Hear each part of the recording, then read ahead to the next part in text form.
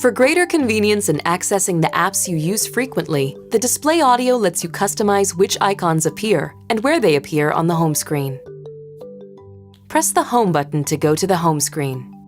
Note that you can move within the screen by either touching the arrows along the side or by swiping left or right. To enter the customizing mode, touch and hold the home screen until it changes.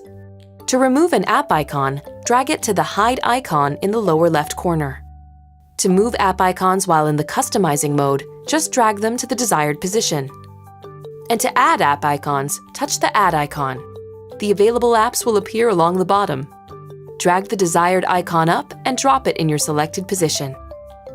You can also choose 3 app icons to store as shortcuts in the upper left corner of the screen. While in customizing mode, drag each desired icon to one of the 3 positions and drop it. When finished, touch Done.